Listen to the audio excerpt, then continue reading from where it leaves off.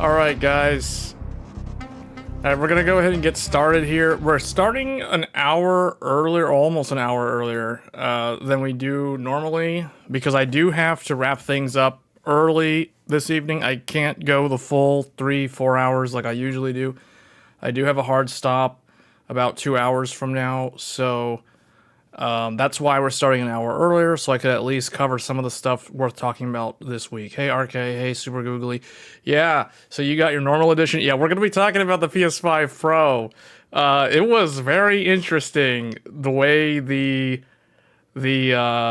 pre-orders went this morning, or this evening, depending on where you are in the world when this went down. But basically, so unfortunately for me, I had a chance at getting this. I actually had a chance at getting this, but because of my day job, I couldn't get it. I was in the queue since I don't know, like an hour, way before an hour before the actual pre-order went live. But I lost my spot in line because I had to do something for work. So yeah, I knew at that point, I was like, well, okay, I'm not getting this. But I was able to get the standard one, which I think you can still buy, believe it or not. So I did pre-order the regular PS5 Pro console. Unfortunately, I believe, talking to some of the people that attempted to get this bundle, it sold out within the first couple of minutes, as far as I know. I even checked with Jake Randall, because he was doing a live stream during the actual drop, and he was not able to get one, but there were some people that were watching his stream that were supposedly able to get one. But yeah, it was insanely hard for people to get this. I really think that I would not be surprised if Sony does a second wave of the PS5 Pro 30th anniversary limited edition bundle. I don't understand why they would do. I mean, okay, the 12,300 units, that's because of the whole, 12 December 3rd, 1994. It's supposed to be like a throwback to the initial launch day of the original PlayStation 1 all those years ago. But I think it's a huge... If Sony really only makes 12,300 of these, and that's it, I really think they're losing out on sales, because they could have just as easily made like 100,000 of these, and they would probably all sell out. So it's weird.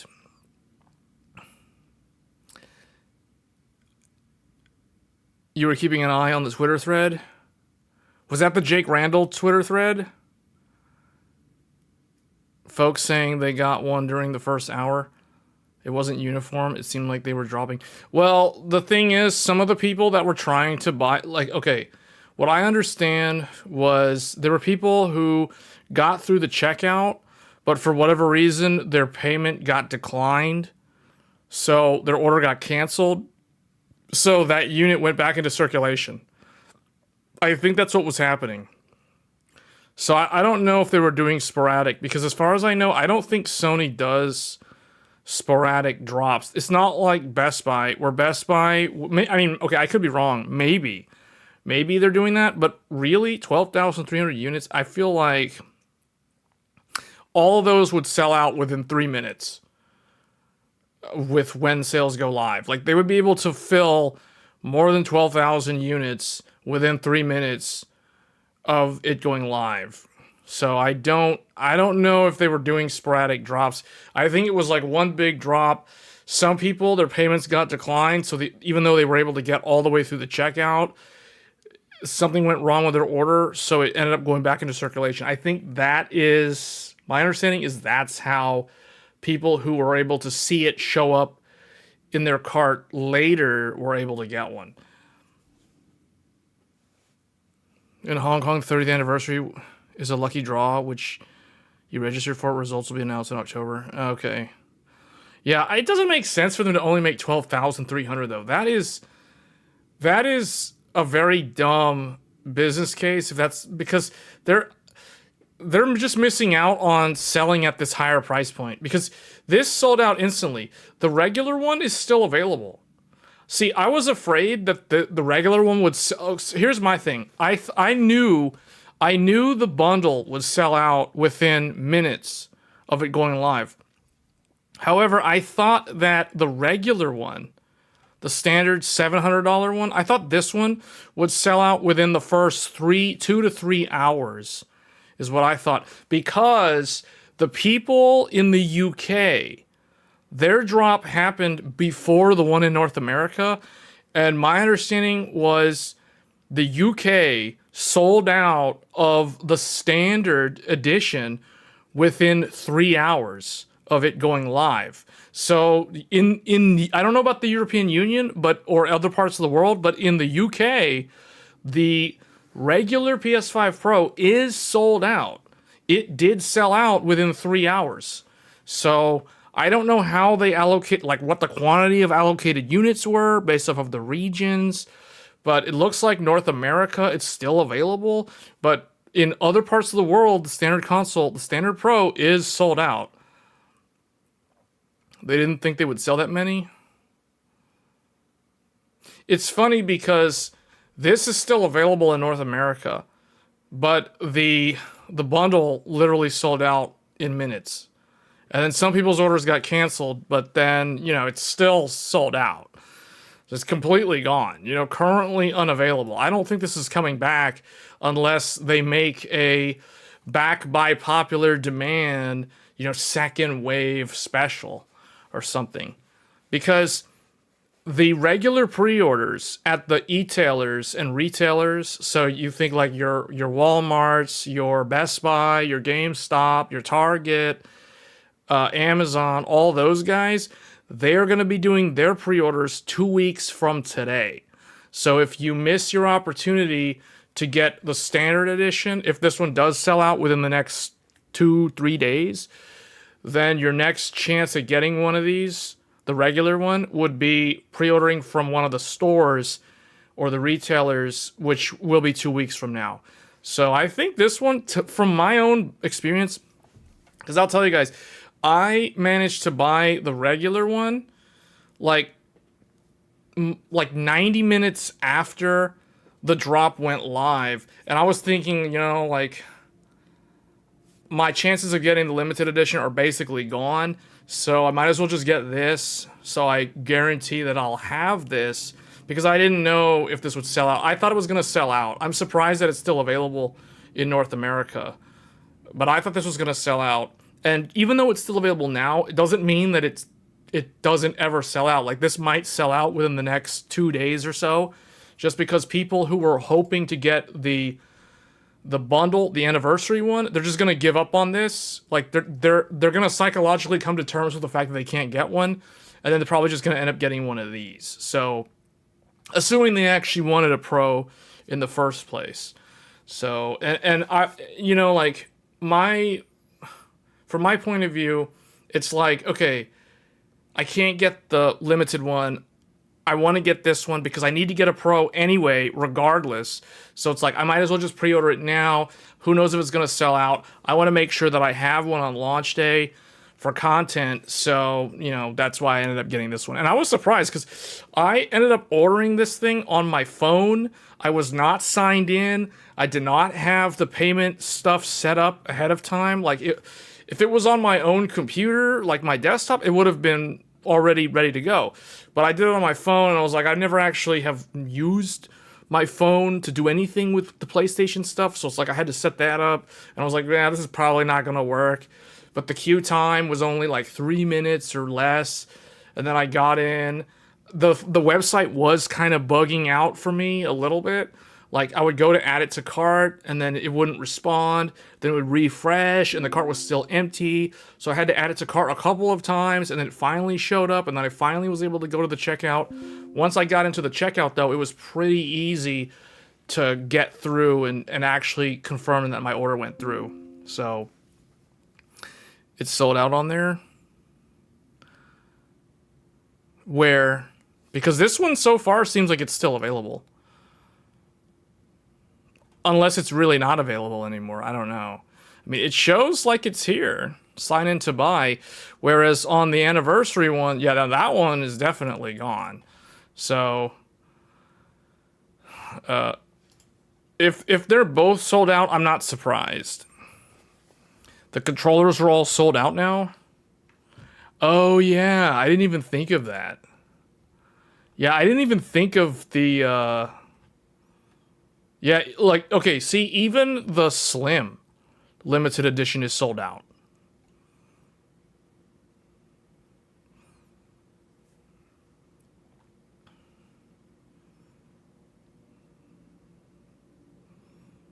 The anniversary edition controllers were gone within the hour. Yeah, but there will be another chance to get those, though. You'll be able to get the controllers from Best Buy, from Walmart, Target, Amazon, etc. Like, that's not a hard thing to get. As far as I'm concerned, I don't think it's going to be hard to get the controller. I think it's going to be hard to... If you were somebody that wanted the bundle, like if you wanted the Pro, that's gone. that is a reality. Like, that's not happening unless they make a second wave. Wait, Best Buy and Walmart already did their controller drops. Okay, I was not aware of that.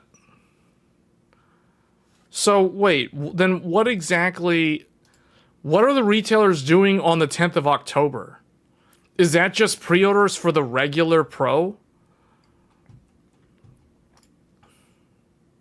My understanding is the retailers weren't doing pre-orders of anything until the 10th. Pre-order for the regular Pro? Okay. Yeah. Are you sure that this one is not available? This looks like it's available to me. The regular Pro looks like you can actually buy it right now.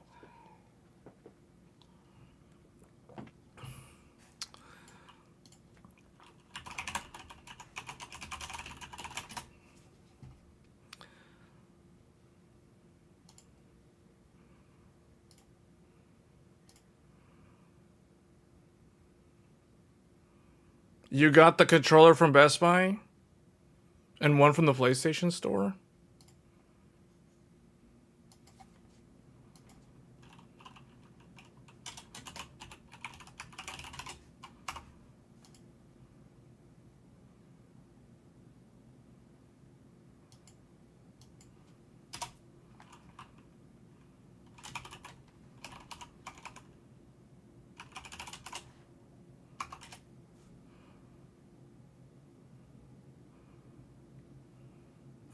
Yeah, I can't log in because it's telling me I have to... I don't have my phone with me. I gotta go to my phone and do the verification code, so I can't do this right now because I'm not by my phone. I have to go and get it. But anyway, from my point of view, to me, it doesn't matter because I already managed to pre-order this. But for other people, like, yeah, you might be right. I'm guessing you're right. But I was able to get mine, like, 90 minutes after the initial drop. You just tried it, you can't add it to cart. Okay, so yeah, so all the Pro consoles on Sony's website are sold out. So it looks like it's sold out. Okay. So really there's like nothing then, right? Like the only thing you can get, you can't get the bundle's gone, the Pro's gone, the regular, like the Slim 30th is also gone. So the only thing is the digital. The digital, what is this? The digital one is also gone, which is weird. The Slim digital's gone. So the only one that's still available is the disk drive Slim. This is the only one that's still available. You know the other thing that's probably sold out? I wouldn't be surprised if the disk drive is also sold out. What is this? Covers and add-ons? Where's the disk drive? Okay. Oh, this is available. So it looks like the disk drive is back in stock. This was sold out for a very long time. Ever since the PS5 Pro. When the PS5 Pro was first announced, the disk drive literally vanished within an hour of the Pro getting revealed. There was a run on that. I think there was also initially a run on vertical stands, but this came back in stock pretty fast. Looks like the VR2 to PC adapter is also in stock, so you pre-ordered your Pro. You know what? Maybe they're restocking, but it's like very sporadic for the Pro. But yeah, man, this, when companies do like limited edition, oh, we only made 12,000 units or 5,000 units, that's really dumb. Unless it's a very niche product that is not, that doesn't get a lot of visibility. Like, for example, if there was a limited edition graphics card from, you know, pick your whatever AIB, it doesn't matter. Like, if a limited edition Asus Evangelion limited edition RTX 4090, like those sort of things, they can only make like 500 to 1,000 of those, and no one really cares.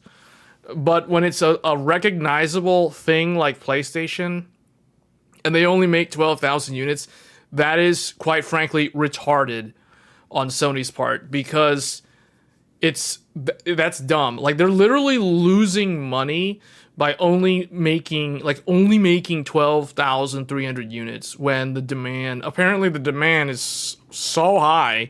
Like, people would rather pay $1,000 than $700. You know what I'm saying?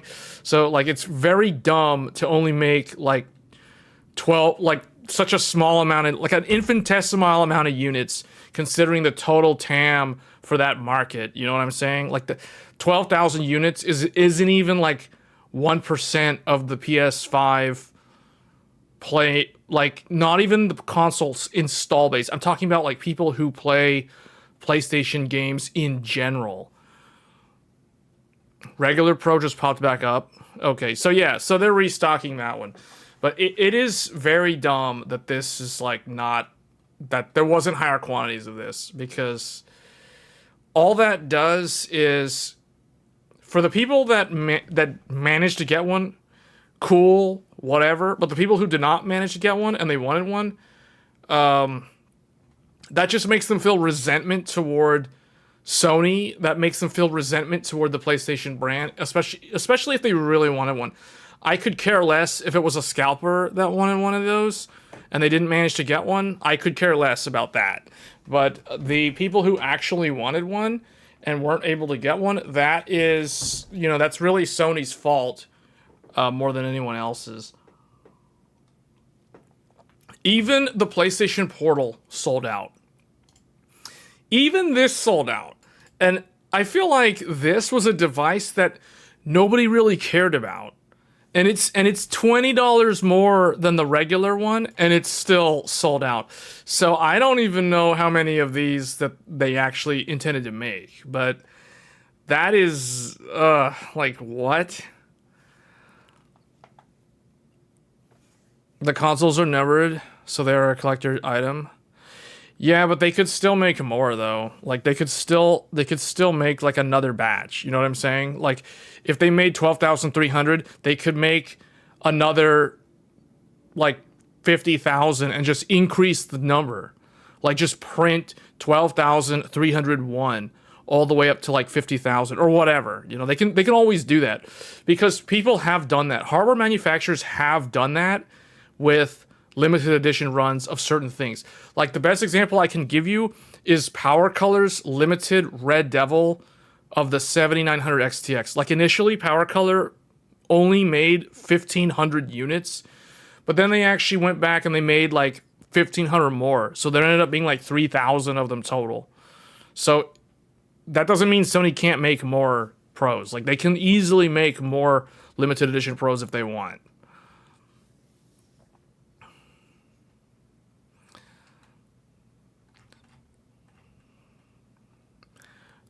All the people that complained and nagged about the price of the Pro ended up buying the bundle for 1K. Assuming they even managed to get one, though. But yeah, you're right.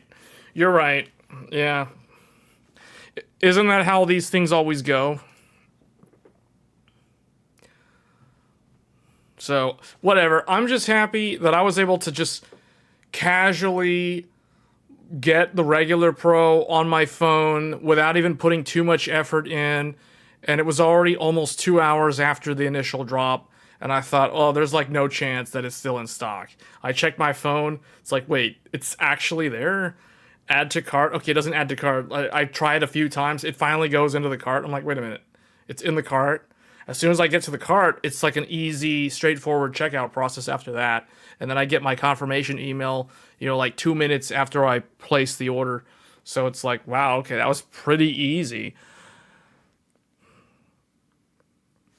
But this, yeah, this, trying to buy one of these, like, that to me just makes me think of, it just brings back like PTSD of trying to order like any hardware drop that happened in the year 2020, whether that be an RTX 3080, a PlayStation 5, an Xbox Series X, or an AMD RX 6800 XT or 6900 XT, or RTX 3090. All of them had the same, it was like the exact same buying experience as trying to buy the 30th anniversary bundle.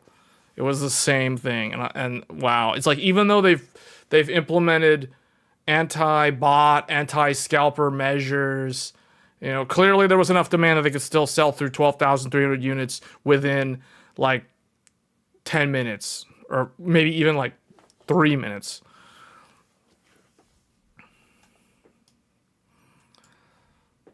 Because I went back like an hour ago, I went back and I looked at the Jake Randall live stream. That was like a 4-hour something live stream. I just kind of like skipped through it to see if he or any of the viewers watching his stream managed to get one. He was unsuccessful in getting one.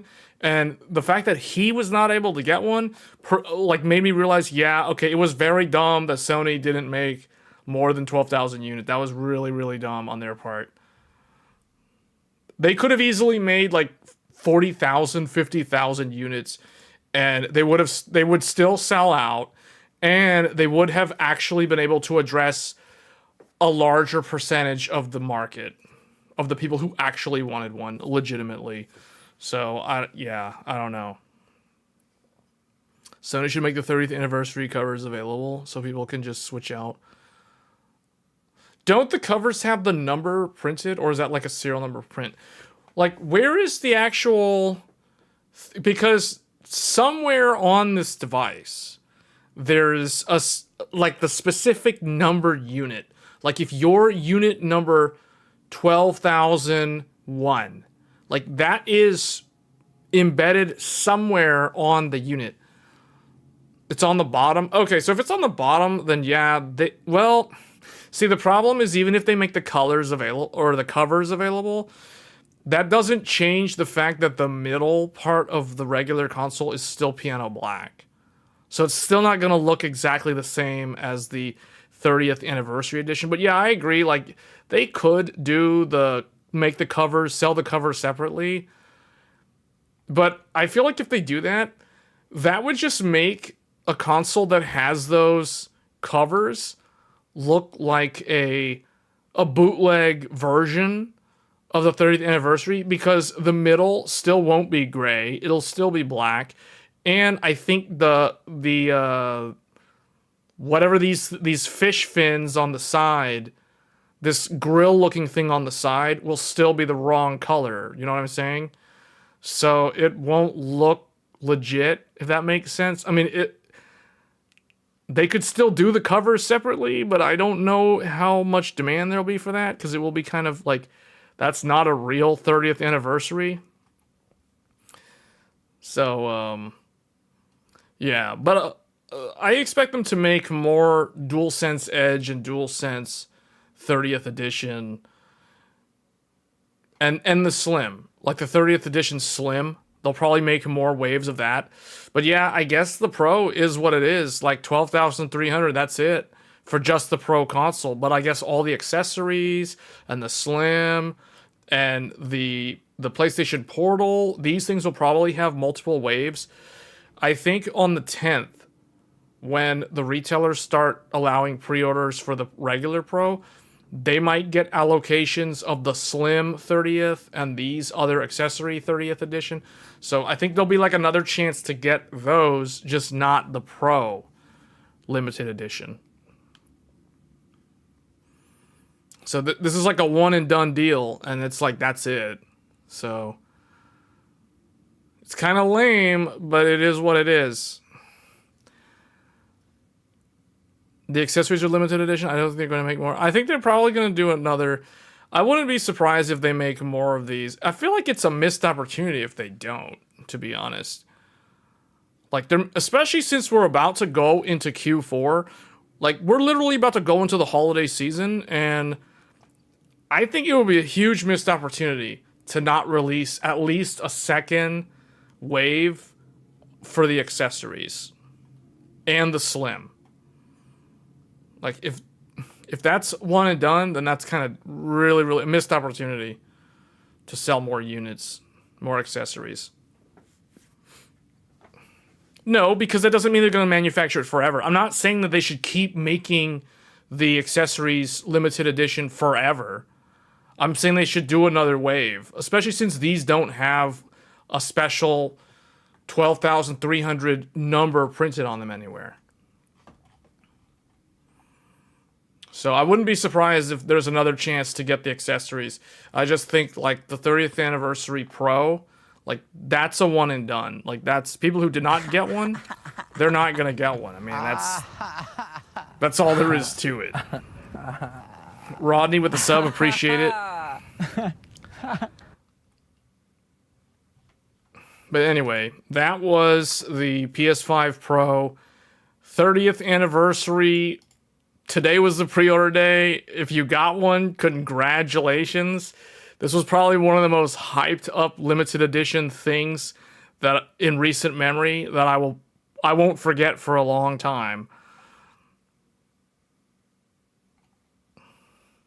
So let's see. The other thing that I want to talk about, let's go ahead and talk about the, let's see, we have X3D and we have the 5090. So someone's already mentioning 5090. Let's talk about the RTX 5090 and 5080. So we have some leaks. The GeForce RTX 5090 is supposedly a, okay, this is, whatever this is the SKU. And there could be different revisions, but anyway, it's a GB202. So that's GeForce Blackwell 202, and then there's the revision. Then you have the, what is this? Why does he say FP32? Isn't that the shader count?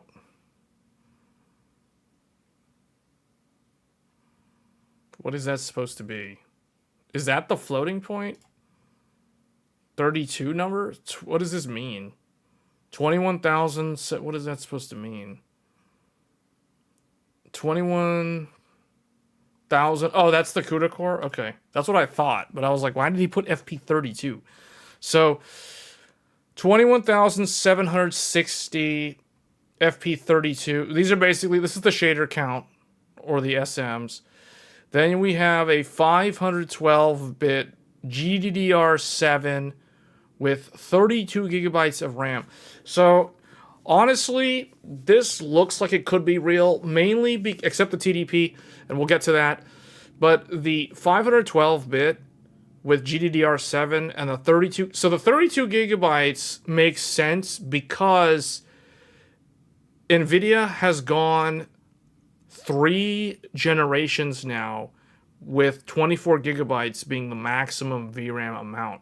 First, there was the Turing RTX Titan from the 2000 series, or the 20 series. So if you remember, the RTX Titan was a $2,500 graphics card with 24 gigabytes of VRAM.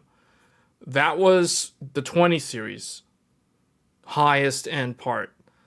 Then, but it was sold as a Titan, so basically everybody ignored its existence.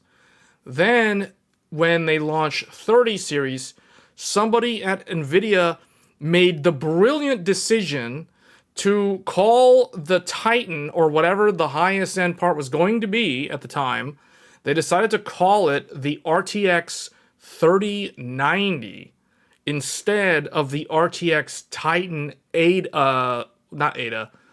Ampere. So instead of calling it RTX Titan Ampere, they called it RTX 3090. And it sold like way more units than the previous Titan because they priced it $1,000 less than the RTX Titan. The RTX Titan was $2,500. Keep that in mind because we're going to get back to that when we start talking about the 5090's price. Then they charged $1,500 for the RTX 3090 while keeping the VRAM at 24 gigs of RAM. So that was the second flagship in a row that offered 24 gigabytes of memory. Then we have the most recent, about to be 2 years old, RTX 4090, which also was capped at 24 gigabytes of VRAM, and they increased the price, the list price, by only $100. So they went from $2,500 to $1,500 to $1,600. Now, they also did launch the RTX 3090 Ti in the beginning of 2022, and they charged $2,000 for that graphics card. So that was still cheaper than the RTX Titan at $2,500. So now we come to the RTX 5090. And if these specs are true, this will be quite a bit faster than the RTX 4090. And because this has 32 gigs of memory, and because it's 512-bit, it's probably going to be on the larger side in terms of how big the die will be, which ultimately determines how expensive the die will be due to yields. So this will probably be $2,000 or more. I expect the price of this to be somewhere in the realm of $1,999, just like the RTX 3090 Ti, and all the way up to the $2,500 for the RTX Titan. So I wouldn't be surprised if the 5090 is anywhere from $2,000 to $2,500. I would expect that would be the price range. If you're going to temper your expectations accordingly, that is the price range that you can expect this to be when it launches. I think anything less, NVIDIA is leaving money on the table. Let's put it that way. I'll just say it that way. 600 watt TDP. This is not the actual TDP. This is the total draw from the power connector. So that doesn't mean that the graphics card is actually going to pull 600 watts. If you guys remember when the RTX 4090 was announced, or before it was announced officially, there were all these rumors about, oh, it's going to use 600 watts, it's going to burn your house down. And then it was revealed that it used a 600 watt connector, but the real TDP was like 450 watts. So I expect the 5090 to be no different from the 4090 when it comes to the power consumption. It might be a little bit more because it looks like it's 512-bit, it's got more shaders, it's got more RAM. So I wouldn't be surprised if this is closer to like 450 reality, whereas 4090, even though 4090 was rated for 450, realistically, the 4090 was more like a 350 watt card for most games, for most people using it at stock settings. So I think the 5090 will behave similar. The power connector is rated for 600, but I don't think it's actually going to use 600.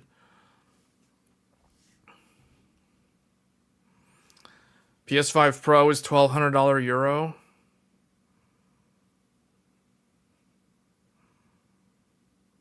Wait, it's sold out?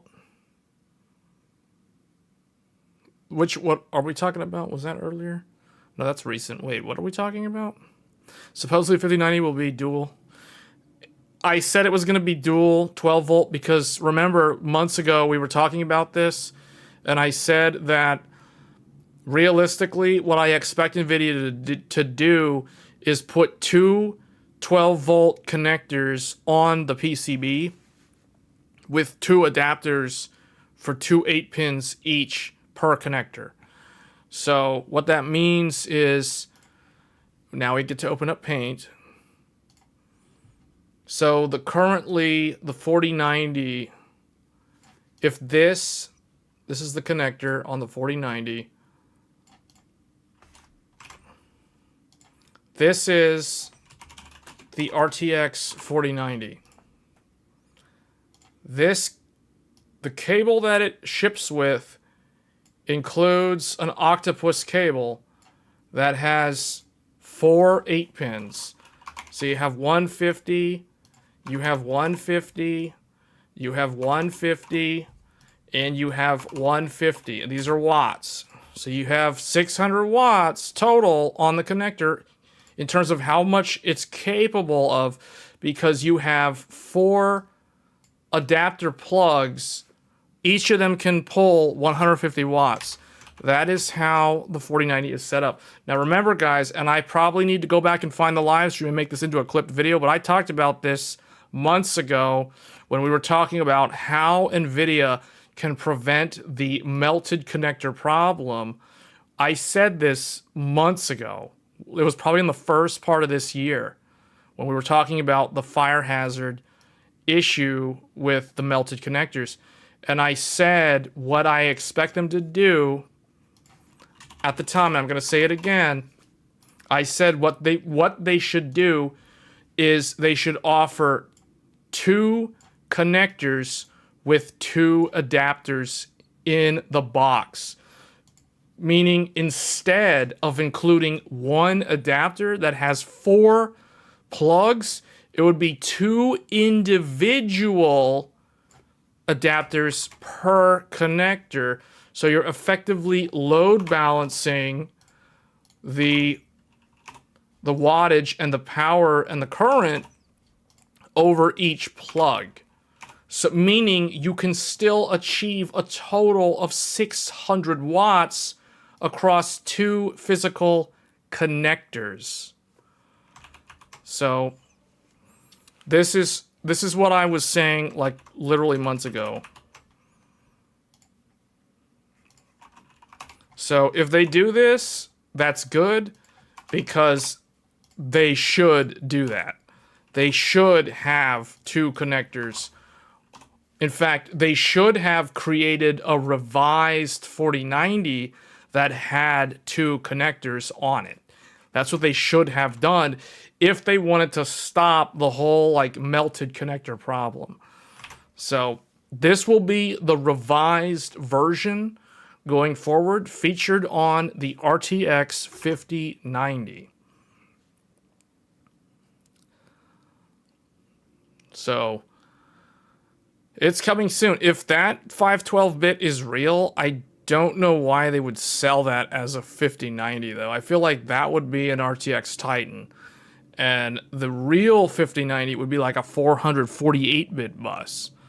So I don't know why. I don't know how NVIDIA plans to do that. I feel like if they're going to do if this really is 5090 and not 5090 Ti or RTX Titan, they're leaving money on the table because they could cut this up and make like a 448-bit bus with, you know, what, 24, 28 gigabytes of RAM or something, and do that instead and call that a 5090. But what they could end up doing is they could end up calling the 448-bit part an RTX 5080 Ti and do that instead.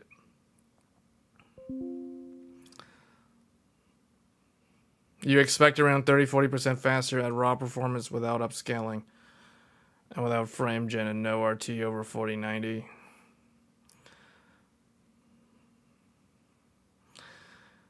$740 watts through a 12-volt high power connector is not something that I would consider safe. Especially if you're doing an 8-hour gaming session, I don't think that's safe. 1,000 watts or 1,200 watts. You're going to need a 1,200 watt power supply. If so, okay. There is something people should know. Okay, unless you're using like an older power supply and you're going to be using the adapter, then I'm not sure. It might actually exceed the total wattage.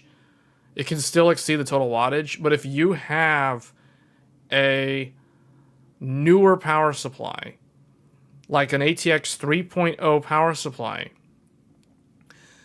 the power supply is supposed to be designed such that it will only allow 600 watts over the connector if it is 1100 watt. If the power supply is 1100 watts or greater in terms of the total wattage allowed, or what it's rated for, I should say, it will allow the 600 watts on the connector. If the power supply is less than 1100 watts, meaning if it is a less than 1100 watt unit, for example, if it is a 1000 watt power supply, it will only allow the connector to pull up to 450 watts. This is assuming an ATX 3.0 power supply. If you're using an older power supply and you're using the adapter, the power supply has no way of fully controlling or limiting the current draw beyond the 8-pin spec. You know, so you could pull 600 watts over the connector via the adapter if you're using an older power supply that is less than 1100 watts.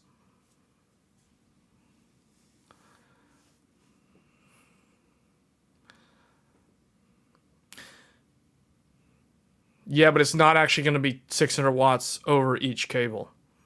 It would be up to 300 watts per cable. I just showed that. You may have joined late, but we already showed how it's still only 600 watts. Even though it's two physical connectors, it's 300 watts for one connector and 300 watts for the other connector. So now the chance that the connector will melt is significantly reduced, if not eliminated entirely, because now at stock settings, one connector is not going to exceed 300 watts. Keep that in mind. I think nobody seems to be aware that this is how it's actually going to be. People are thinking, oh, it's going to use 1200 watts because it's going to be 600 on this plus 600 on that. No, it's actually 300 plus 300 equals 600. You got to do the math for the connectors, like the actual what's on the other end of the cable. So anyway, I think my little diagram breaks it down. Anytime I do paint basically reveals all the secrets. It basically gives you the answer on the exam. Like this is basically showing the answer for the exam. The difference between the power mapping of an RTX 4090 and an RTX 5090 or illustrate, like the test question would be illustrate the differences between the existing RTX 4090 power cable design and the RTX 5090 power cable design. This would be the correct answer.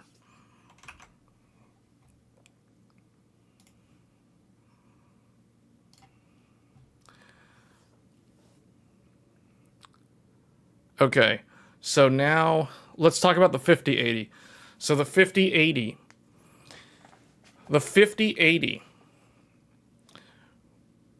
looks like it's going to be 256-bit bus, GDDR7, 16. See, I don't know if this looks right. To me, This is so far away from this that this isn't even an increase in the VRAM. This is still only 16 gigs of VRAM. I gotta think about this for a second. So can NVIDIA get away with doing 16 gigs again on the 8? Yeah, they can technically, now that I'm thinking about it. So yeah, this could be the 5080. So this will probably be priced at $1,200. This will be $1,199. And this will be either anywhere from like $2,000 to $2,500. So we got $2,000, we'll call it $2,200 versus $1,200. So there's basically a $1,000 difference between the 5090 and the 5080.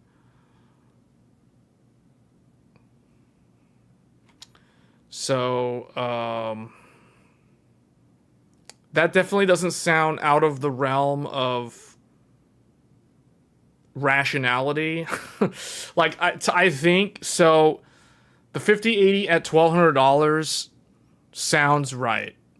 That sounds right. The 5090 at like $2,000 to $2,500, I don't know the exact number, but I would say somewhere in that range sounds rational. But they're doing, like, here's the thing. Why will there be a price hike? Well, it's 512, it's more VRAM, it's more CUDA cores, it's the newer process, blah, blah, blah, what's slightly newer. So that's why there's going to be an upcharge. This one's actually going to have the exact same launch price of the 4080. So NVIDIA's basically, I don't see NVIDIA raising the price of the 5080 compared to 4080. 4080's launch price was $1,200. So this will launch at the exact same $1,200 price point when it comes out. I mean, it's already going to be faster than the 4080 Super, and the 4080 Super is $1,000. So definitely they can do $200 upcharge for next generation. Like, that is totally doable. Like, that, they're gonna do that, and a bunch of people are gonna buy it. Like, that's how dumb it's going to go down. But that's actually what's going to happen.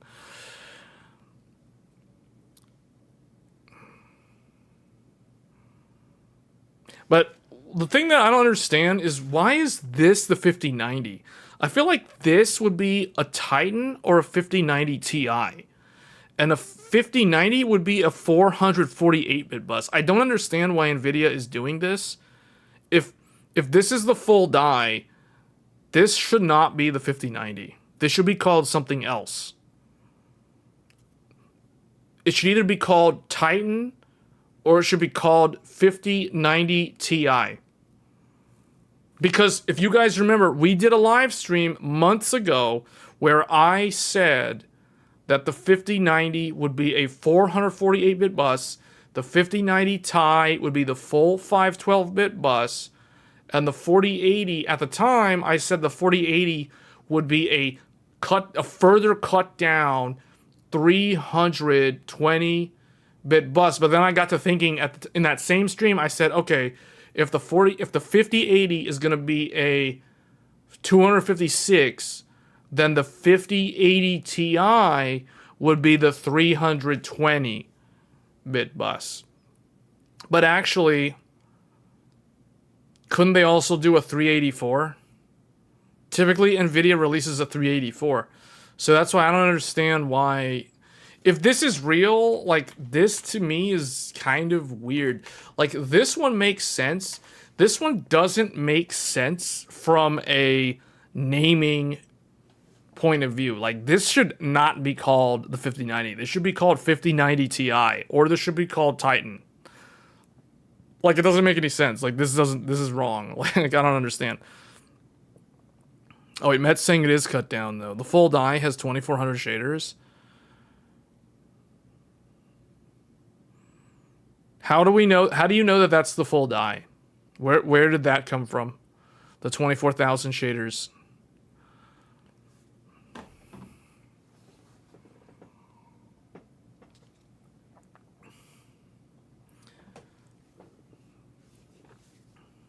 Oh, Tech Power Up has it? Oh, is it in this article? Or is it an older article?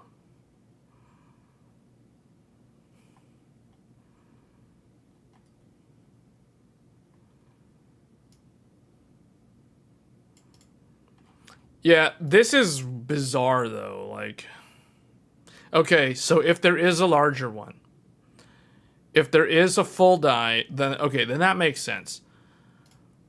What about this? Is this the full die for the GB203? Could there be a 384 for GB203? Do we even know? I feel like there's got to be a 5080 Ti with the 50 series generation, because we never got an official 4080 Ti. Even though in my mind the 4080 Super is the 4080 Ti. You would need a more cut down.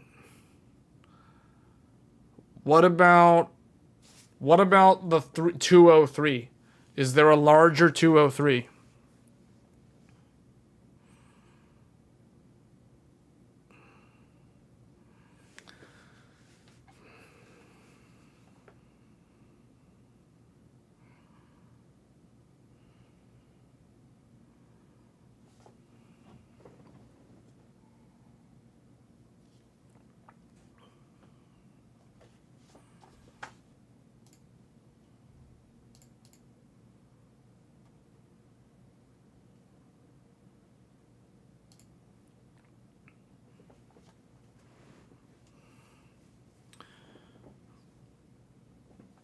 $3K and it would still sell out? Yeah.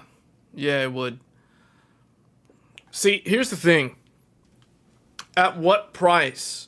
At what price do you guys think the 5090 or 5090 Ti would need to be priced at where people stop caring? Like, at what point does it level off and like no one cares about it anymore?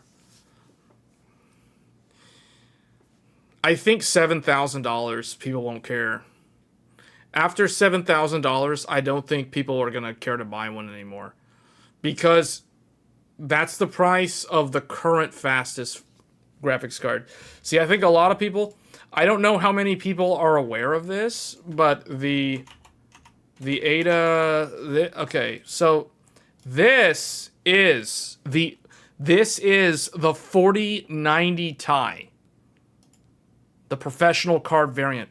This is the full 384-bit with the full 18,176, meaning the 4090 Ti has always existed. It has always been there in the shadows lurking, and the general gamer public wasn't even aware of its existence unless they watch my content. They would not know that there is a 4090 Ti. The reason why they don't know is because it costs $6,800. And there it is. Look at that. It's faster than the 4090.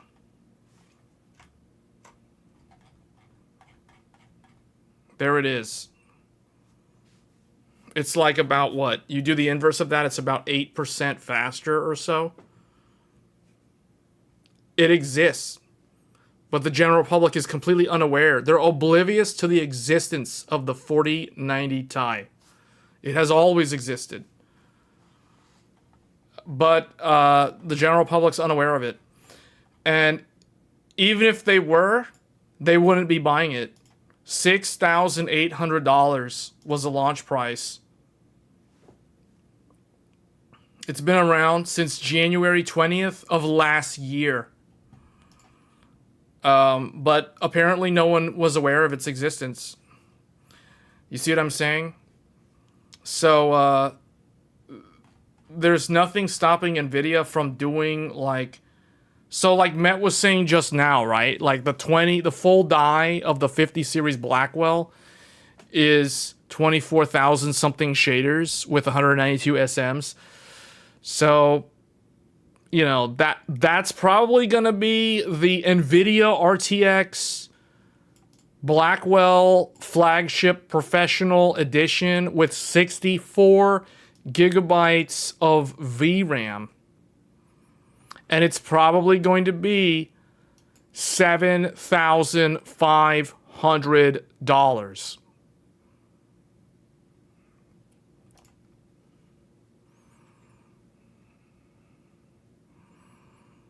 If you consider corporations rich, then yeah, then the rich buy it. Not the rich individual, the rich company. An actual company buys these things.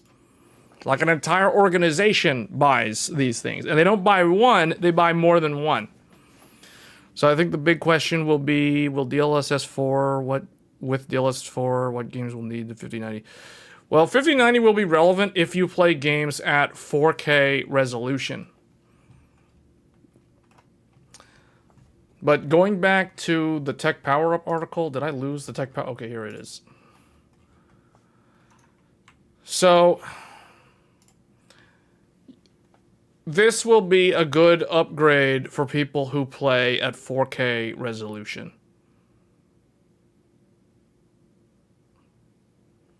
Because there's already games that the RTX 4090 can't handle at 4K. At least not natively. So, recently, Final Fantasy 16 was released.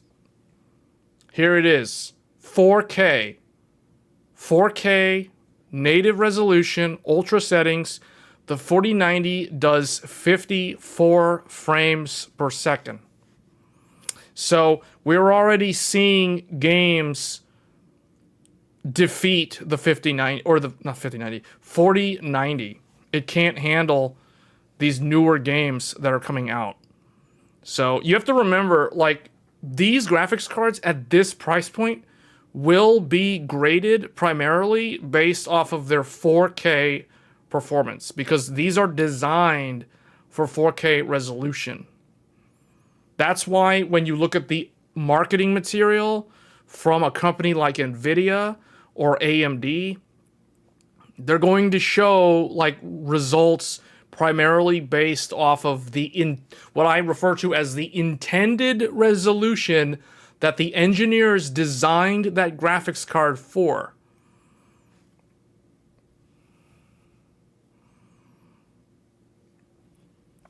So this is an example of where the 4090 is showing that it's no longer enough. It's becoming old news. It's becoming weak. So that's how it's going to be graded, because like I can see it now, all of NVIDIA's marketing material, when they show like the new 5090, they're going to compare the 4090 to the 5090 at 4K resolution.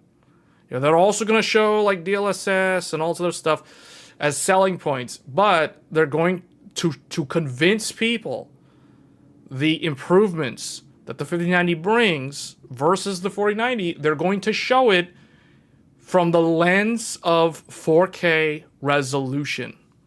That is how they do it. Because they can say, look guys, the 4090 can't average 60 frames per second in Final Fantasy 16. Right here, you know, it's only doing 54 FPS, so it's not good enough anymore. Therefore, you need to spend, you know, $2,500 or whatever on the 5090 to get an upgrade, because this thing is old news. It's garbage now. You know, like, we can look at another game. Let's look at Black Myth Wukong. Let's look at Black Myth Wukong. What is this? Is this the... Oh, no, wait, this is Steam Deck? What?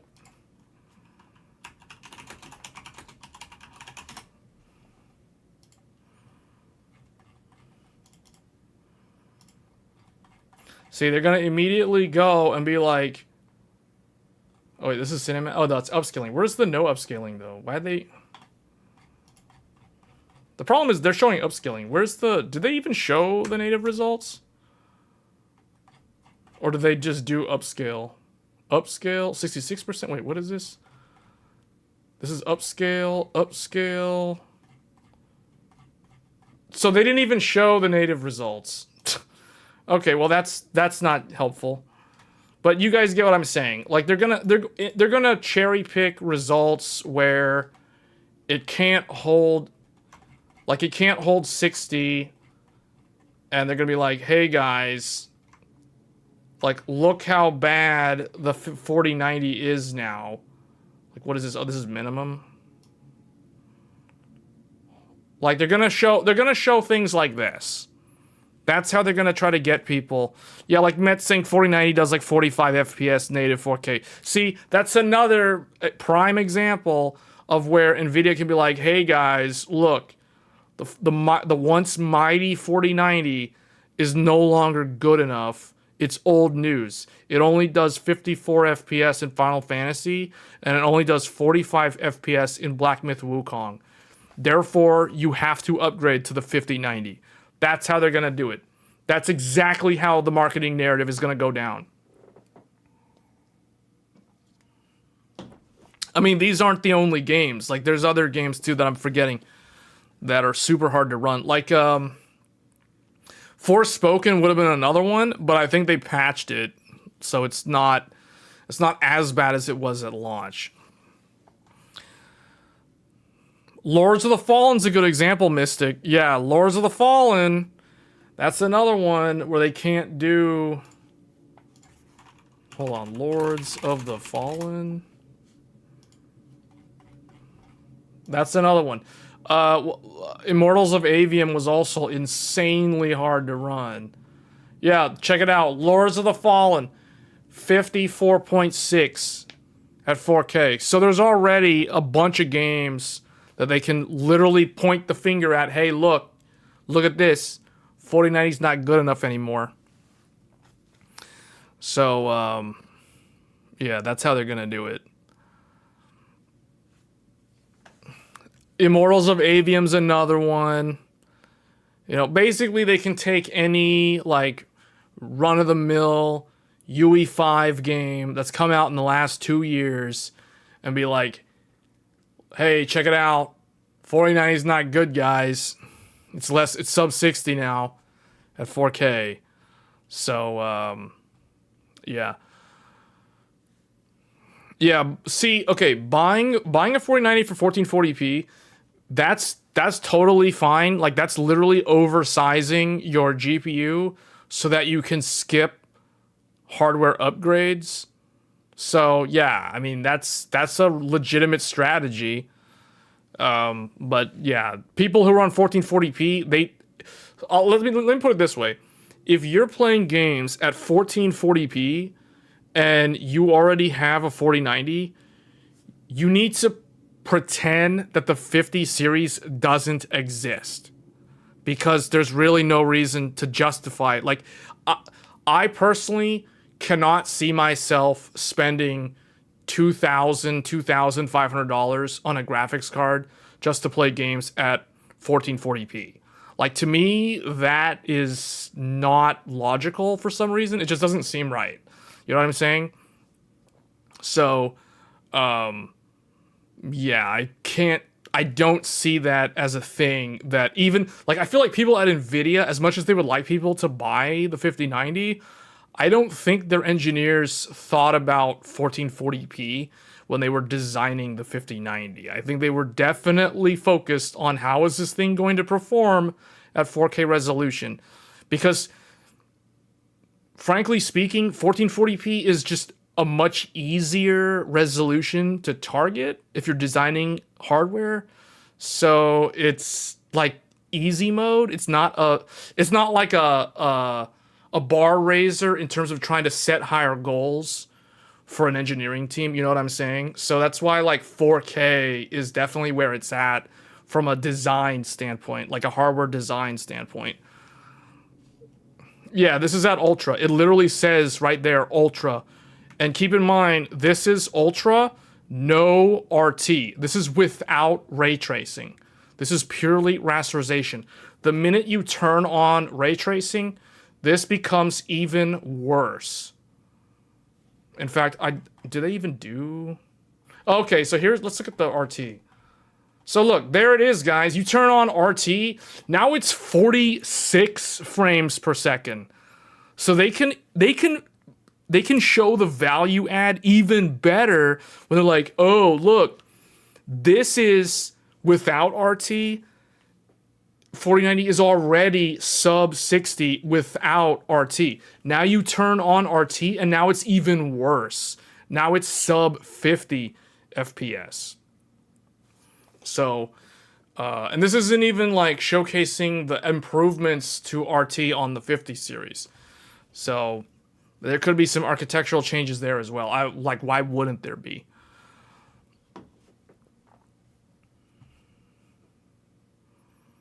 You're upgrading from 4070 Ti to 5080 off of VRAM alone.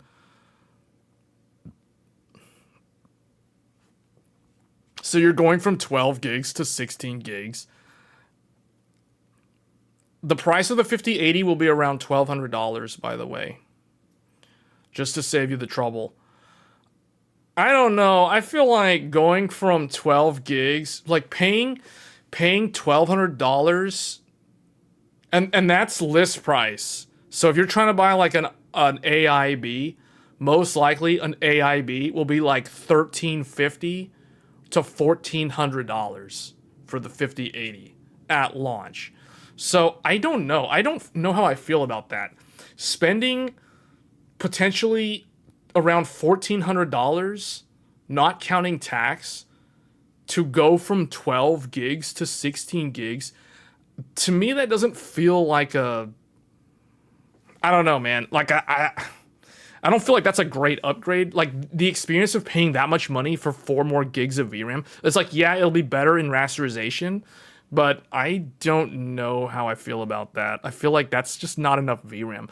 And honestly, that's the reason why the 4080 has never felt like a good value, because you're spending over $1,000 and you're only getting 16 gigs of VRAM when 16 gigabyte cards scale all the way down to the the $300 price point.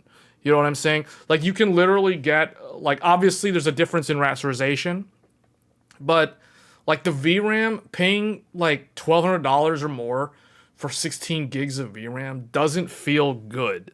Like, it's not a good, it just doesn't feel right. You know what I'm saying? Like, I feel like 24 gigs, 20 gigs, 24 gigs, that makes more sense. But 16 gigs, I don't know. That to me is a tough sell. That's a tough sell. You'll want a high-end monitor to go with 59. Yeah, like realistically, like legit realistically, I don't understand why someone would buy a 5090 unless they're on a 4K OLED.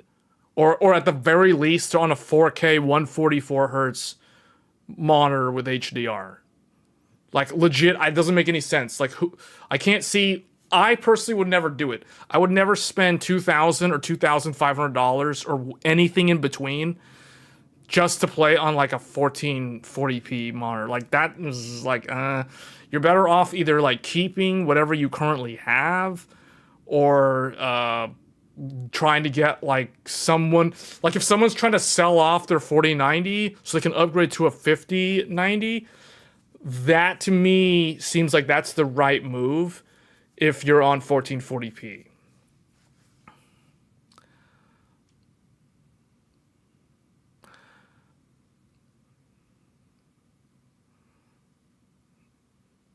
You got the 2X24 Hynix running at 6611.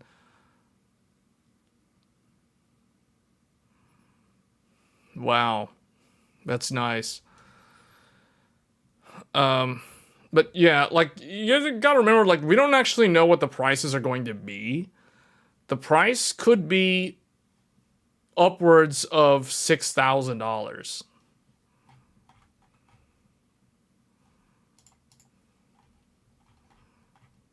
Wait, what is this? This is not the article. Where's the article that I was just on? Oh, this is the one talking about the 2 power connectors. I like how somebody just randomly photoshopped a second connector in there. They just kind of like stuck one there. Yeah, that's basically what the 5090 is going to look like. But I think only the 5090 is going to get the dual connector. I think the 5080 is only going to have one connector. Is the 5090 this year? I mean, it's supposed to be this year. Because, next month will be the 24-month mark for the 4090. It'll be the 2-year anniversary for the RTX 4090. Now, there was talk of some delay due to some kind of manufacturing issue or design flaw that NVIDIA fixed, but that was months ago that they fixed that. So I still think that we could see these cards before the end of this year.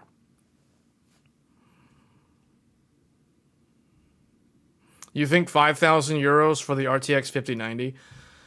So, like, I think what Met was saying earlier about the, what happened here?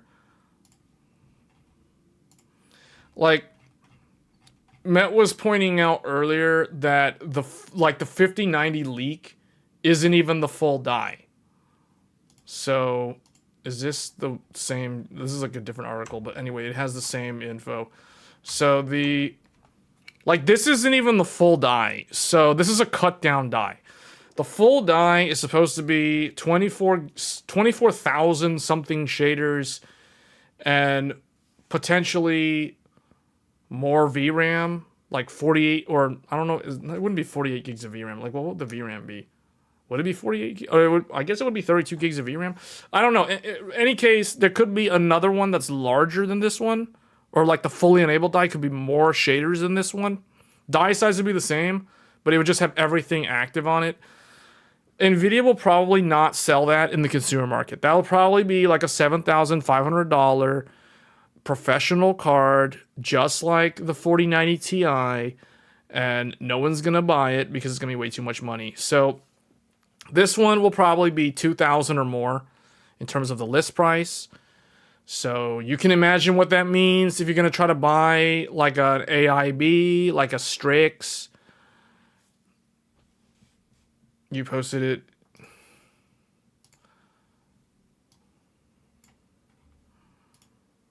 Okay.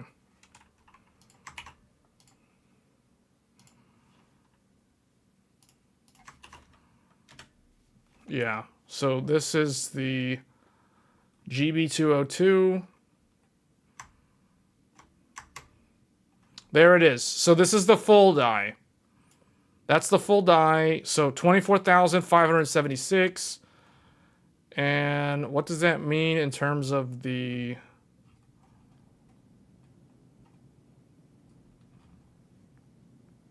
It's got the same number of ROPs. The closest thing is this one. The RTX 5090. This was the one that was in the leak.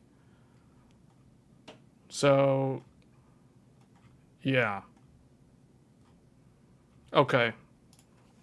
So yeah, this one, I don't think the full die will ever sell in the consumer market. So, I could be wrong, but I don't think NVIDIA's going to do a RTX 5090 Ti. I think this will be a professional card, and it'll sell for more than $7,000. This will be like $7,499, $7,500 probably. If I had to guess, I would not be surprised at all.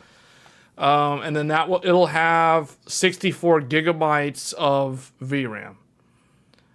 So this will be like the AI professional card, and then they'll have the regular one, which will be the cut down, which will be the 5090, and this will probably sell on average $2,200, $2,300, somewhere around there.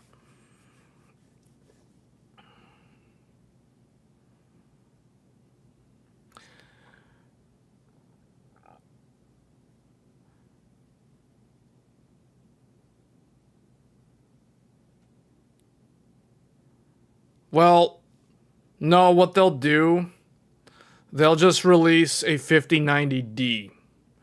There'll be a 5090D, just like there's a 4090D for the Chinese market. That's all they'll do. It's not a big deal. Like they'll put something in the Chinese market to address the demand.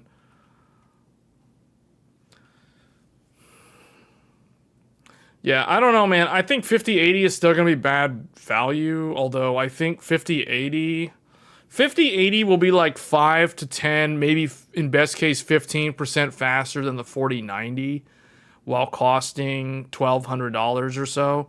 So when you look at it that way, it's like the 5080 might look like okay value, at least at first glance, but not really if you take a closer look, because you're paying a lot of money for not a lot of VRAM in 2025. So I don't know. 5080s is kind of weird. It is bizarre how Nvidia kind of damaged their 80 class tier. Like the 80 class tier used to be the one that everybody liked. Like 3080 was very popular. 2080 was kind of popular. 1080 was very popular. 980 was not as popular because the 970 was almost as good and the 980 Ti was better value and it came out a year later. So, and 780 was kind of okay as well. 680 was very popular, and it just kind of goes back and forth, you know. So, but then 4080 came out, and it was like no one really liked the fact that it was way more expensive than the 3080 was. So, but I don't think Nvidia is going to back down from charging $1,200 for the 5080, just because ever since the RTX 20 series, Nvidia has always wanted to sell something for $1,200. Case in point, 2080 Ti was $1,200. 3080 Ti was $1,200. RTX 4080, $1,200. So they always want to do a $1,200 price point. Like they're going to keep doing $1,200 until they hammer it in to gamers' skulls that this is how much you need to pay if you want an 80 class product. That is how they operate. So it's a take it or leave it. That's how they're doing it. And they're going to keep the 90 like just out of reach of most people so that people will pay attention to Nvidia because they've got this Halo tier product. So it doesn't really matter what AMD's doing over there. Don't look at them. Like, who cares if they have the best value? It's like, we have the fastest thing. Oh, and Intel, you know, they're an even bigger joke when it comes to making GPUs. So don't even consider Intel or AMD. Just look at us because we're NVIDIA. We have the fastest thing. That's why they dangle that, you know, that 90 class product in front of gamers.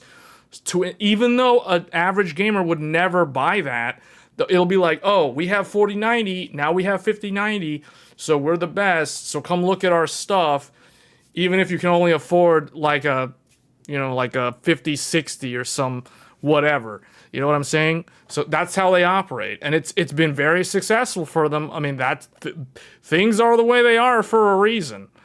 You know, it's not like they just stumbled into blind luck. No, they have made it happen time and time again, and they've kind of run away with the market as far as I'm concerned.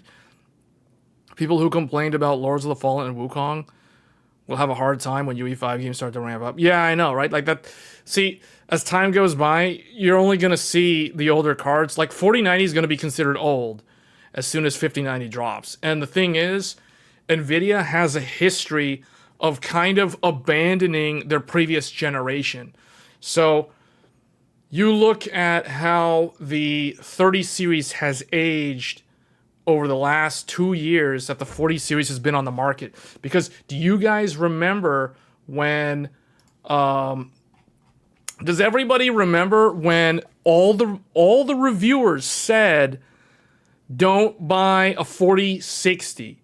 It is a waste of money. Buy a 3060. It's the same thing. It's like just as good. Don't buy the 4060. Well, let's take a look now. Oh, look. Okay, well, this is not an appropriate resolution. So let's go to 1080p. So check this out. Check this out. 4060 does 42 frames per second at 1080p. The 3060 does 34.8 frames per second. So you can see it's like, oh, remember when everybody said ignore the 4060 and the 4060 Ti because the 4060 Ti is still pretty trash. I mean, the 3060 Ti is still not that much worse. But you look at the 4060 and you look at the 3060 and it's like, oh, when the 4060 came out, all the reviewers were telling everybody, don't buy a 4060, buy a 3060. Well, now look what's happened. Now look what's happened. Fast forward a year later, and now the 4060 is continuing to outperform the 3060. This is because they've kind of abandoned 30 series. They don't really care like what happens to it. It's like, yeah, it's still getting new drivers, but the reality is all the driver updates, the only thing in those new drivers for the 30 series are like bug fixes or graphical glitches with certain rendering in specific games. Like they're only doing fixes. They're not doing optimizations for the older 30 series. And you can clearly see how the delta between the 4060 and the 3060 has only grown. So now it's like, oh, the 4060 is starting to approach the 3060 Ti. Will it ever overtake the 3060 Ti? That is questionable. I don't know if it'll ever get there because next year the 5060 will come out. And once the 5060 comes out, guess what? That's when optimization for 4060 is done. Like it's over. So it's like that's all she wrote. That's as far as it goes. So this is a continuous thing that they'll do, and it's not like it's. Some people say, "Oh, it's bad of Nvidia to do that," but the reality is they want you to buy the current generation product. They don't want you buying the previous generation product. So, and if they have to stoop as low as like locking the older product out of newer features, like for example, DLSS 3 and frame gen, like you can't do frame gen on a 3060, but you can do it on a 4060. Like DLSS 3 is not a thing that the 30 series can do because it's like, oh, can't do it. Sorry. You got to buy the latest and greatest. So there's nothing stopping Nvidia from making a new feature and saying, oh, you have a 4090? Oh, I'm sorry. You can't use this new feature on your outdated ancient RTX 4090 that you paid, $2,000 or more for because you bought an Asus Strix.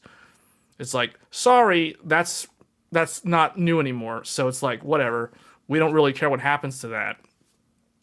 Hopefully the connector doesn't melt though. So that's kind of the attitude once the newer generation comes out.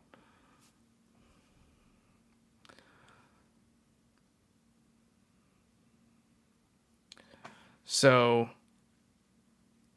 yeah, I guess that kind of summarizes that.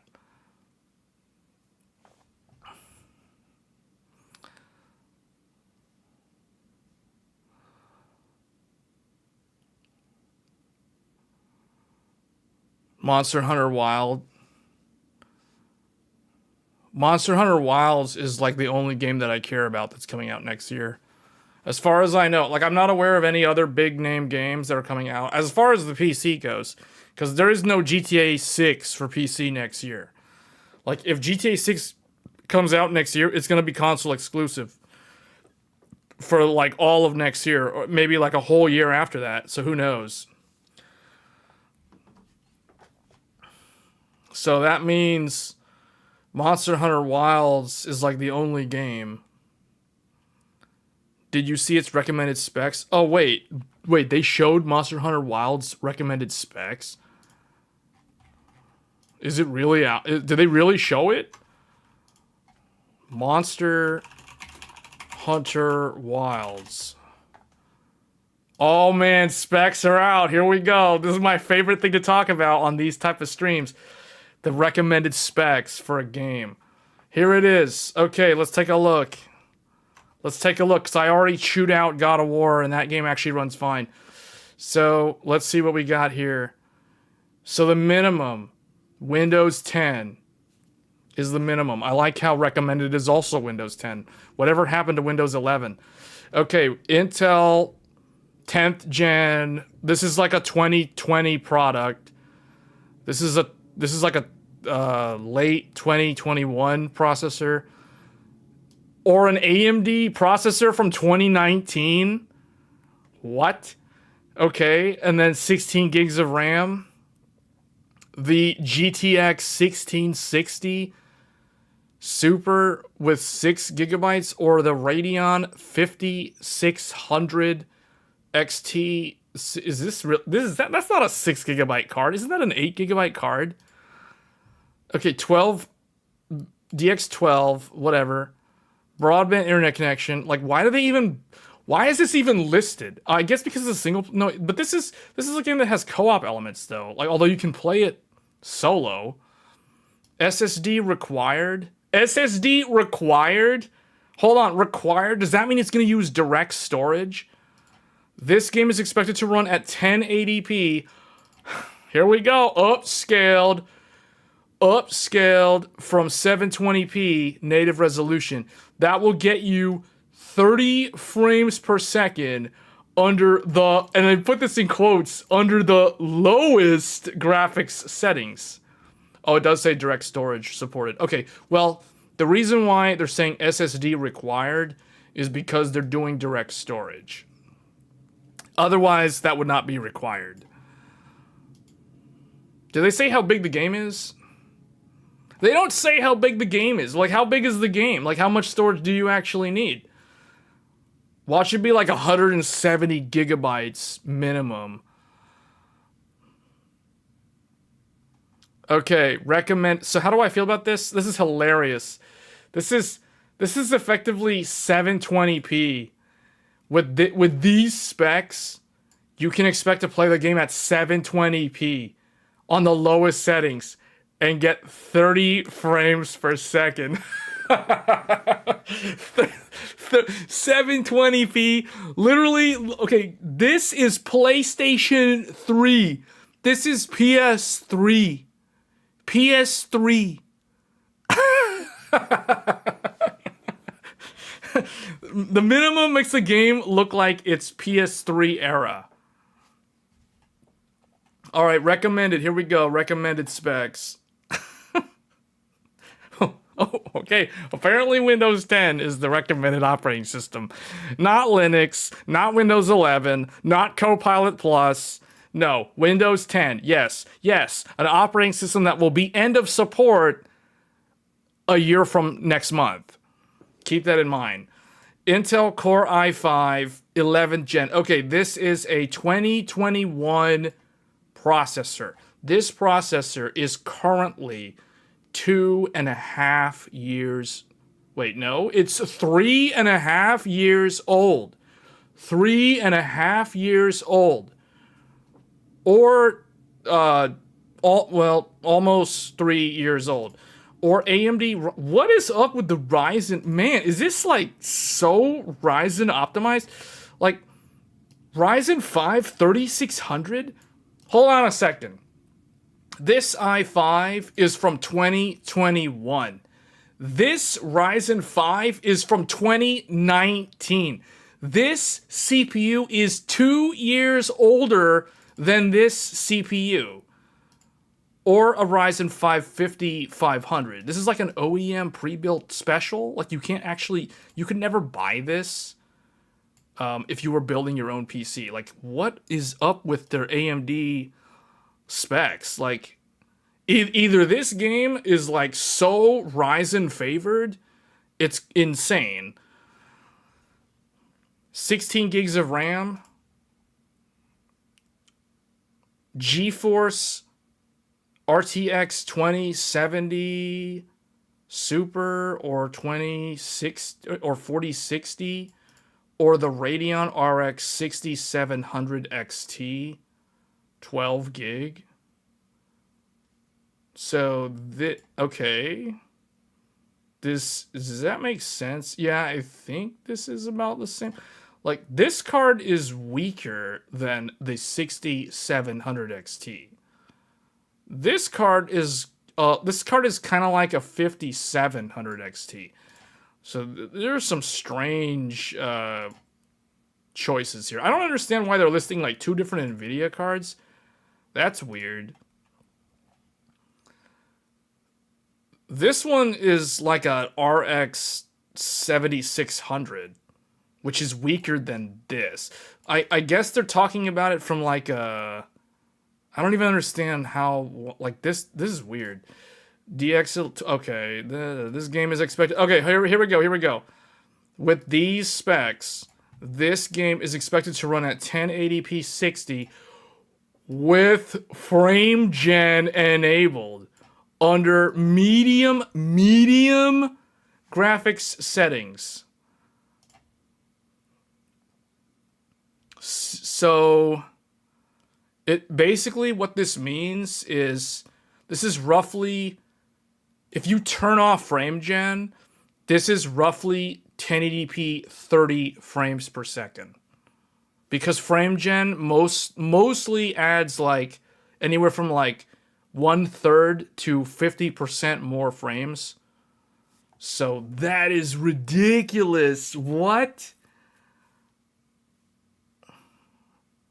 So a 6700 XT is good for 1080p 30, and a 5600 XT is good for 720p 30. So I still don't even know, like, what do I need to play this game at 4K maxed out? Like, this is not helpful at all. Especially when they obfuscate and confuse the people, showing like two different Nvidia cards. Like, they literally skipped over the 30 series completely, and then they pick like the AMD card that was the equivalent alternative to a 30 series Nvidia. So you see what they've done here? They've gone like, effectively what they're doing is like 20 series, 30 series, but it's AMD, and 40 series. And they're all different tiers from different generations. Like, what is this? Who does this? This is weird. To put things into perspective for people that are like, oh, what is the 6700 XT? This is basically in between a 3060 Ti and a 3070. That is where this card lands. If you didn't know. But according to this, the 6700 XT is good for 1080p 30 frames per second, because the 60 is created from frame gen being turned on medium settings. So that's, yeah. Is there anything? There's like nothing for like 4K. That is weird. Man, this game is gonna be so hard to run. You know what? I have a feeling this game is not going to be hard. This game is not going to be any harder to run than Dragon's Dogma 2. Meaning, if your PC can handle Dragon's Dogma 2 in its current form, after all the current patches, because they literally just did another patch recently, it can most likely run Monster Hunter Wilds without any issue. And the reason why I'm telling you this is because Monster Hunter Wilds will use the exact same engine that Dragon's Dogma 2 uses, which is Capcom's RE engine. The Resident Evil engine is what Monster Hunter Wilds will use. It is an absolute certainty. This is probably like the one. This is the only game that I care about that's coming out next year, as far as I know. Like, I can't think of any other game that I'm hyped up about besides Monster Hunter Wilds. Unless From Software releases a game, and I'm surprised we did not see any announcement from Software at the State of Play. I don't know. Like, I'm not a big fan of the GTA franchise. I may get that game. I may completely skip it and wait until the PC release or whatever. So, like, it's like, whatever. It comes out next year. I don't really care. That doesn't mean that it's probably going to be Game of the Year. But I think Monster Hunter Wilds is definitely a game that has the potential to be Game of the Year. So, Monster Hunter is really the only game. Like, this is the only game that I'm looking forward to. Just to give you guys an idea, like, let me look at my Monster Hunter World real quick. Monster Hunter World. So I have 987 hours of playtime in Monster Hunter World. That includes Iceborne. So I have almost 1,000 hours in Monster Hunter World. So for me, this is a must play. I will be streaming Monster Hunter Wilds. Like, guaranteed. So if you're someone who doesn't have any idea what this game is about, but you watch these streams, you can expect there will be weekend streams where I will be showcasing Monster Hunter Wilds, playing through it live. I don't know why I almost said playing through it wild. That's weird. But I will be playing through this game live next year when it comes out. So expect March, because this game comes out on literally the last day of February next year. So expect a lot of Monster Hunter Wilds on this channel throughout the month of March. Just like I covered Final Fantasy VII Rebirth, Final Fantasy 16. I think we did a little bit of like Infinite Wealth and Grand Blue Fantasy Relink earlier this year. I covered Armored Core 6 as well on stream. So yeah, similar to that format, Black Myth Wukong, the way I covered Black Myth Wukong, we'll be doing the same thing with Monster Hunter Wilds.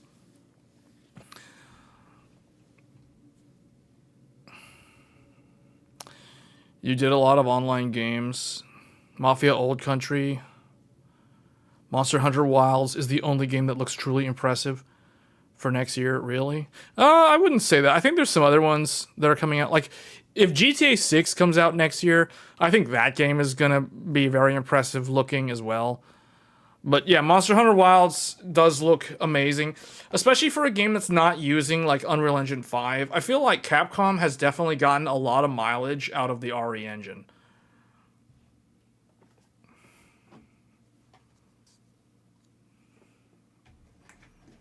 Assassin's Creed Shadows. What about Assassin's Creed Shadows? Assassin's Creed Shadows is this year, not next year. What are we talking about? Assassin's Creed Shadows? Like, what was that? That's this year. So there's actually a lot of games coming out this month and next month. I do feel like September and October of this year are probably the biggest months for like a lot of games coming out. Even if most of those games aren't really, like, not a lot of people are paying attention to a lot of these games. What was delayed? Wait, what got delayed? Assassin's Creed got delayed?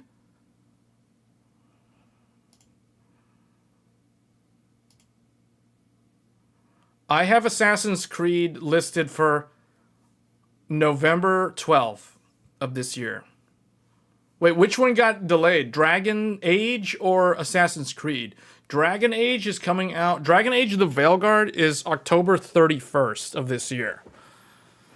Assassin's Creed Shadows is November 12th this year.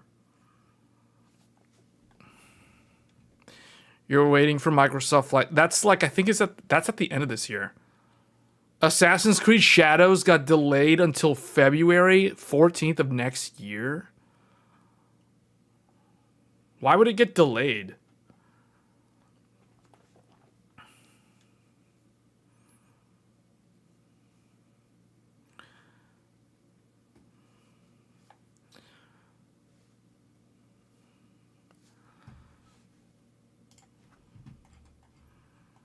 But yeah, Monster Hunter Wilds is like the only game. Like, as far as I'm concerned, for games that are coming out this year,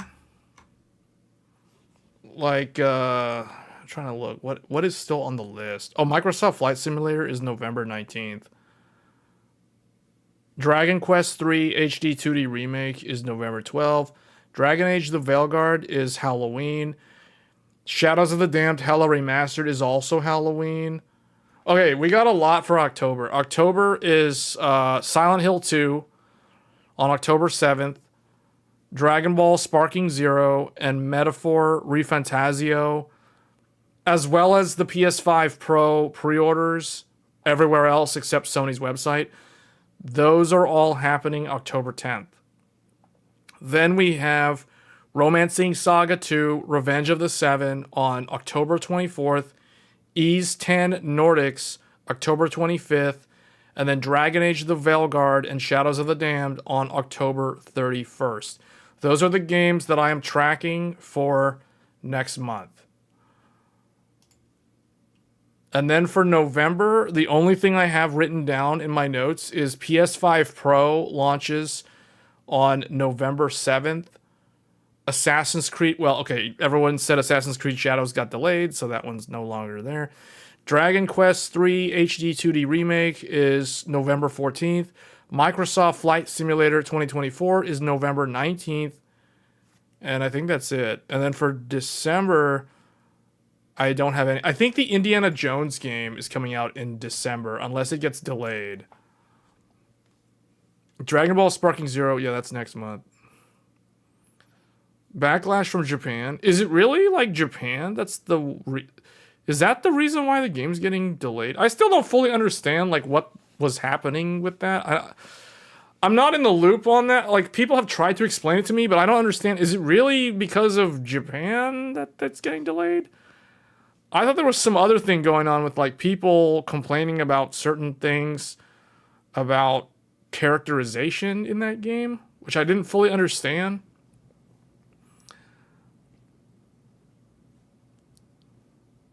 Closet Adventures, why am I'm not ignoring you?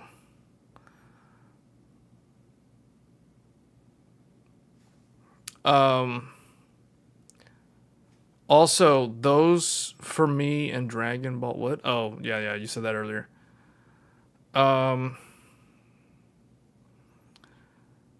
February, what are we, okay, so yeah, that is kind of weird though, like the game is getting,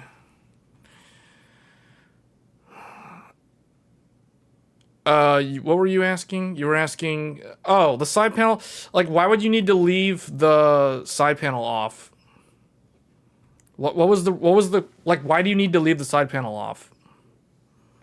Like, do you have a air cooler that you install that now you can't close the side panel? I don't understand.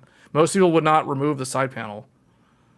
Like, there's nothing wrong with removing the side panel. The question is, why do you need to remove the side panel?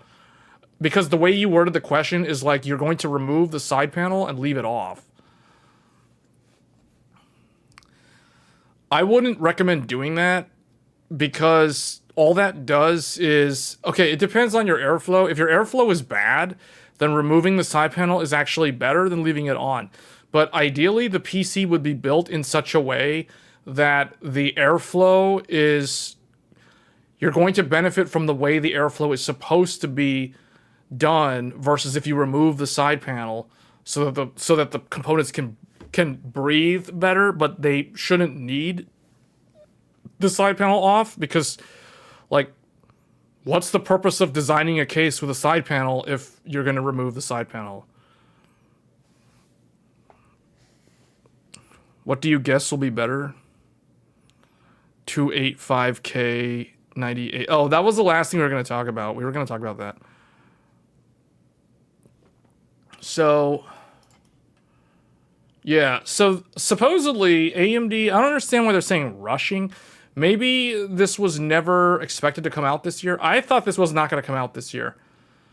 So AMD rushing, supposedly, AMD is rushing the Ryzen 7 9800X 3D. Expect product launch late October. So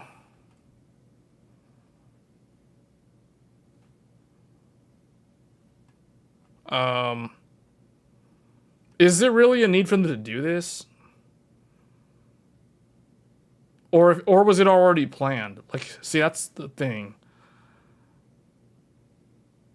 Unless they have some specific thing that they plan to do differently with the Ryzen 9 X3D, I don't see why this wouldn't be real. Like, this makes sense. Like, they could launch this late October, but they would not launch the other stuff. Like the Ryzen 9, that wouldn't come out until next year, I would assume. Launch of Ryzen 9000 X3D. Okay. It was expected that the this. Okay. It kind of does. Giving AMD room to launch this in Q1. See, yeah, I think that's what they initially planned. Prior to the 7800X 3D and the Raptor Lake, the 7700X nearly matched the gaming performance. So something similar was expected with this. Of course, things didn't plan out. So the 9700X fell significantly short. See, I don't think it was significantly short. Yeah, it was not as fast, but I don't think it was significantly slower, resulting in mixed reviews and low sales. So 9800X3D won't be the only chip from the X3D. There are also the Ryzen 9. However, the dual CCD will do something different. So yeah, this is the thing that I am kind of like, it's kind of questionable. What are they going to do with these?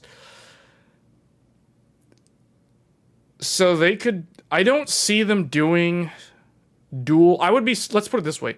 For these, I would be surprised if both of these have X3D on both CCDs.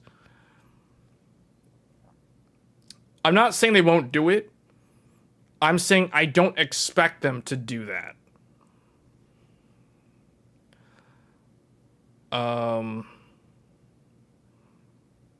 So it says, okay, they want to attract the class of buyers that wants both flagship gaming and productivity.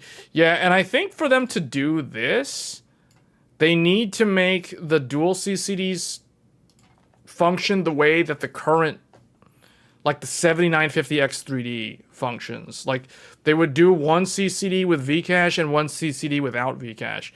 Because the Vcache, so the CCD that does not have Vcache, that is technically, like, okay, what I'm thinking they could do is basically repeat what they did with the 7950X 3D and the 7900X 3D, because those processors basically have a CCD that is the highest bin CCD, so it can clock to like 5.7 gigahertz on the two best cores, just like a 7950X.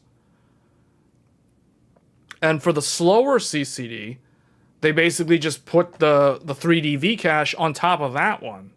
So that one becomes the gaming optimized CCD.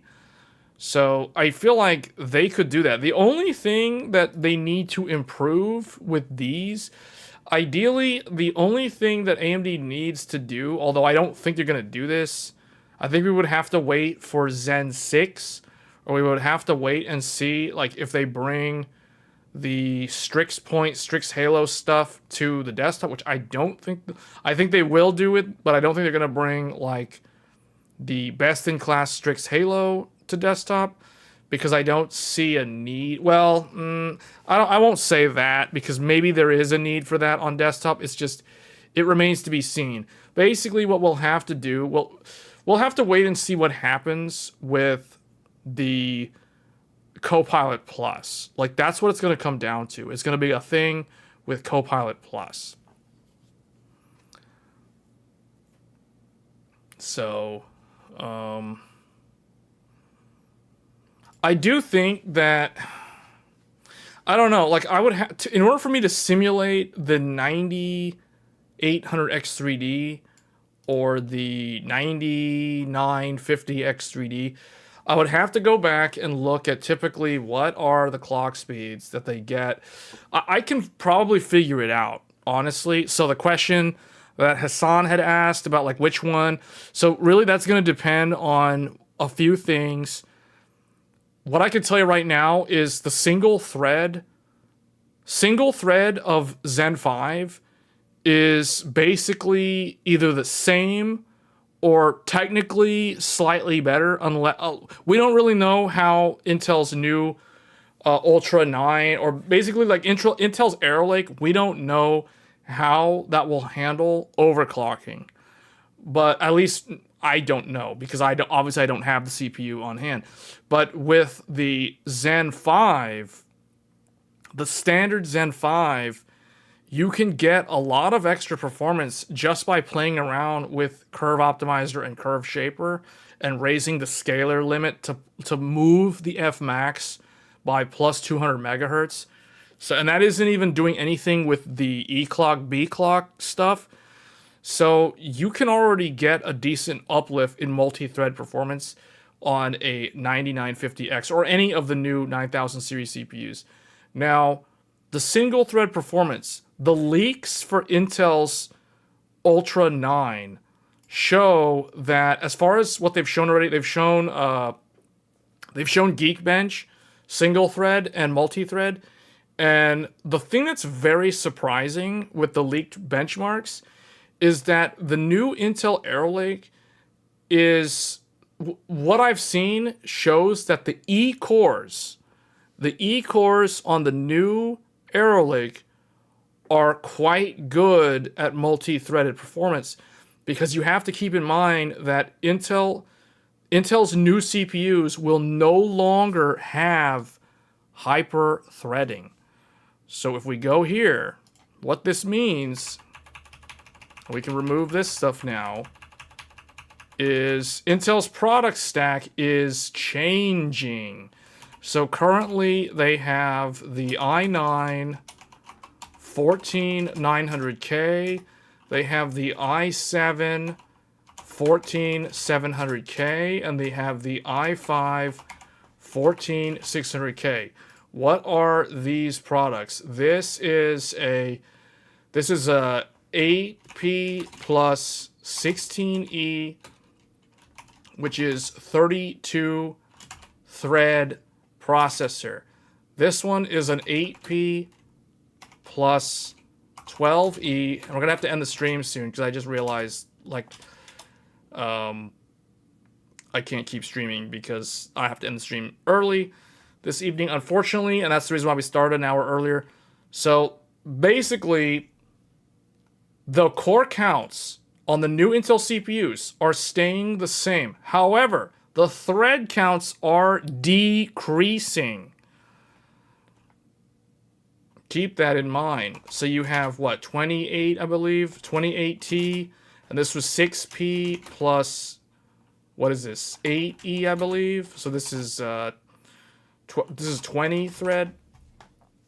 So the new CPUs will be Ultra 9 285K, which will be 24 thread, which is basically 8 plus 16 equals 24 thread. And you basically have the same thing down the stack. Ultra 7 to, what was it, 65K or something? I don't remember what that one's called. This one is 8 plus 12, which is basically, what, 20 thread? So notice the thread count is down. Ultra 5 to 45K, I believe. This one will be 6 plus 8, which will be 14T.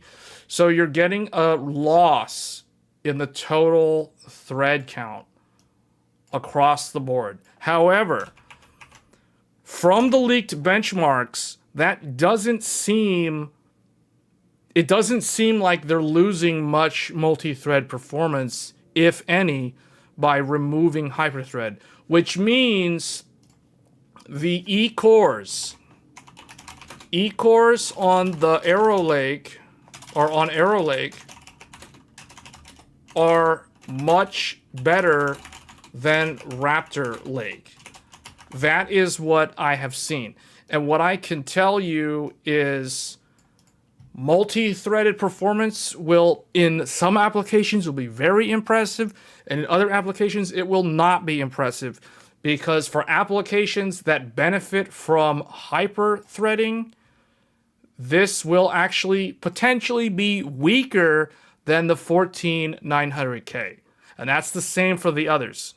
For applications that take advantage of hyper-threading, Intel's new CPUs might be worse. So you might see some regression in some of those applications. It really depends on how they do the, like how the applications scale with Intel's new E-cores. So how does that compare to AMD? Well, AMD did not change the core counts. So AMD, you've got, 99, you have Ryzen 9 9950X, you have Ryzen 7, you have the 99, well, okay, let's do the other one. 9900X, Ryzen 7 9700X, and Ryzen 5 9600X. You have 16 core, 32 thread. You have 12 core, you have 24 threads. So it's basically very easy to determine the thread count on AMD because it did not change. You have 16 thread, and here you have 6 core, you have 12 thread. So in terms of like how the new Intels will line up in the new stack, like you'll have a 24 thread max, you'll have a 14 thread on the low end. So kind of like, how does this map to AMD? So you've got a 24 thread that's gonna kind of be like between these two, is what I expect. And then you have a 20 thread, which is gonna be like between these two. And then you have a 14 thread, which is between these two. So it's like Intel CPUs from a thread count in multi-thread are gonna slot in like right in between like all the AMDs. They're gonna be like interwoven between all the AMDs. So this one will be the top performer, comparing like all the new Intels and all the current AMDs. And then everything will just kind of fall in between. Like you'll weave an Intel CPU in between every single AMD CPU. Like that's kind of how it is. So, and on top of that, I do want to address the single thread. So the single thread leaks show that the Arrow Lake single thread, so let's put that here, Arrow Lake single thread is roughly equal to Zen 5. So they're going to be very, very similar overall in terms of their performance uplift. So single thread performance, there will be an increase over the Raptor Lake, but it's not going to be a very significant uplift. Where we're going to see an uplift is going to be the fact that Intel's able to get similar multi-thread performance with less threads.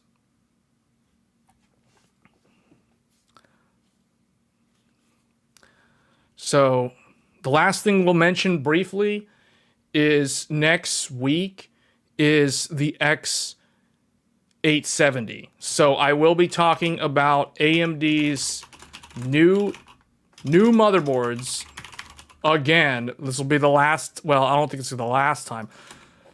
AMD's new motherboards, X870E, X870, launch on September 30th. So we will be covering this because if anybody's looking at doing a new build, I do think that the new motherboards are definitely worth considering because they'll probably have better trace layouts, which means they'll probably have better memory performance, just overall better memory compatibility. And then there'll be other things like that. Because if one thing we've learned from Intel's transition from Z690 to Z790, the Z790 boards handle DDR5 at higher speeds a lot more consistently than the Z690 motherboards. So AMD's new X870 could be in the same in terms of like how do you compare the DDR5 on the older motherboards compared to the newer motherboards, because this time the motherboard manufacturers can apply their learnings from DDR5 on the first generation motherboards so they can improve the performance of the RAM on the newer motherboards. So definitely if you're someone who's looking at upgrading to either one of these or AMD's new X3D CPUs, I highly, highly, highly recommend getting a newer chipset motherboard compared to the older motherboards. Because if you want to save money and buy an older motherboard, you still have to do a BIOS update if you want to put a 9000 series processor in the older AMD motherboard. Like with the new motherboard, you don't have to do that. You literally buy the motherboard, you buy the CPU, you put the CPU in, and it works. So that is something that we've talked about a couple of times here.